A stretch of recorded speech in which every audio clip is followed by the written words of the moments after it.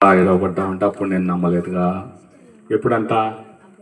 అప్పుడు అప్పుడు నేను నమ్మలేదుగా, అందుకే ఎత్తబడలేదు కాబట్టి ఆయన కనులారా చూసే భాగ్యము వీళ్ళకు ఉంది కదా. ఆయన పొడిచిన వారు కూడా ఆయనను చూసేస్తారు కదండి. మంచిది, ఏదో ఒక రోజు మారు మనసు పొందటం అనేది ఖాయం, ఖచ్చితంగా కదండి.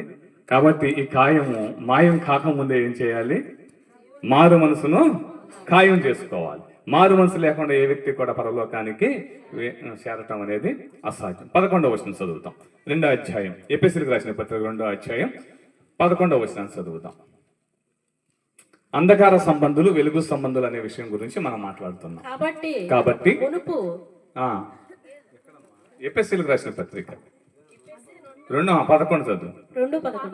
కాబట్టి మునుపు శరీర విషయంలో అన్యజనులై ఉండి శరీరమందు చేతితో చేయబడిన సున్నతి గలవారు అనబడిన వారి చేత సున్నతి లేనివారు అనబడిన మీరు ఆ కాలమందు ఇశ్రాయేలులతో సహపౌరులు కాక వాగ్దాన నిబంధనలు లేని పరజనులను నిరీక్షణ లేనివారును లోకమందు దేవుడే లేనివారునై ఉండి. అందరు కోపం వస్తుందేమో మరలా. అంటే లోకమందు మాకు దేవుడే లేడా? ఎవరు? అంధకార సంబంధులకి ఎవరు ఉంటారండి? దేవుడు. వెలుగు సంబంధులకే దేవుడు. లోకమందు దేవుడే లేనటువంటి వారే ఉన్నారు కదా. కాబట్టి ఆయన ఇప్పుడు ఈ భూమి మీదకి ఎందుకు వచ్చాడంటే మనకు దేవుడుగా ఉండటానికి వచ్చాడు. దేవుడే లేనటువంటి ప్రజలకు ఆయన దేవుడుగా ఉండాలని ఈ భూమి మీదకు వచ్చాడు. దేవుని స్తోత్రం చెబుదామా కదా. అందుకని ఇప్పుడు ఆయన మనందరికీ రక్షకుడు అయ్యాడు కదండి. అందుకనే ఆయన మనందరికీ రక్షకుడు కదా. 3వ విషయం, అవిధేయత నుంచి విధేయత.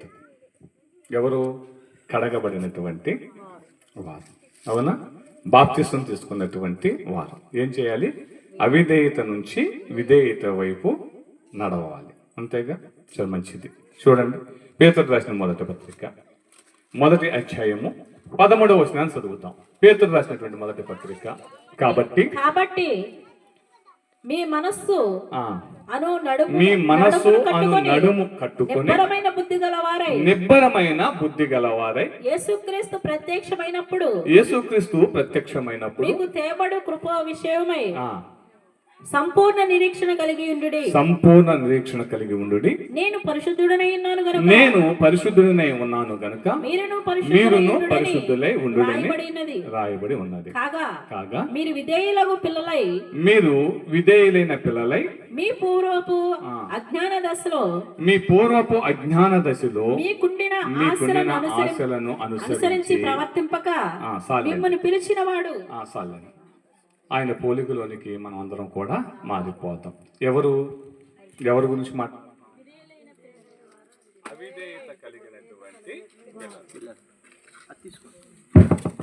అవిధేయత కలిగినటువంటి పిల్లలు ఎలా మారాలంట? విధేయత కలిగి ఉండాలి కదా. అందుకు ఆయన ఒక మాట చెప్తున్నాడు. ఏమని? నేను పరిశుద్ధుడను గనుక మీరును పరిశుద్ధులే ఉండాలి. ఇప్పుడు ఆయన మనకు చెప్పే మాట ఏంటంటే మీ ప్రవర్తన యందు పరిశుద్ధత కలిగి ఉండండి. మీరు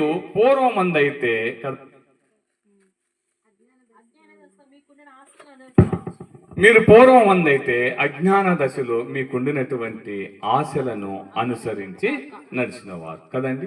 ఏంటి ఆశలు? ఈ లోకములో ఉన్నదంత. అనగా ఈ లోకములో ఉన్నదంత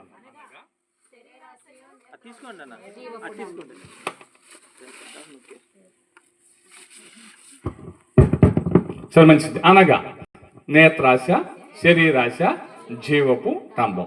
ఇవన్నీ కూడా తండ్రి వలన పుట్టినవి కావు. అంటే ఒక వ్యక్తి తన ఇష్టానుసారంగా బ్రతకటానికి దేవునికి ఏమాత్రము సంబంధము లేనటువంటి విషయం కదండి. ఏమర్థమైంది మీకు ఇప్పుడు? ఒక వ్యక్తి అవిధేయతలో బతకాలనుకున్నాడు అనుకో, తన ఇష్టం, అలాగే బ్రతకొచ్చు.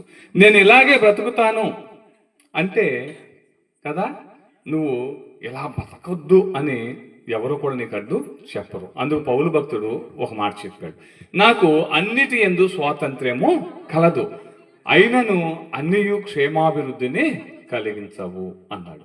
కాబట్టి ఏది క్షేమాన్ని కలిగిస్తుందో దాన్ని మాత్రమే తిరిగి జన్మించిన వారు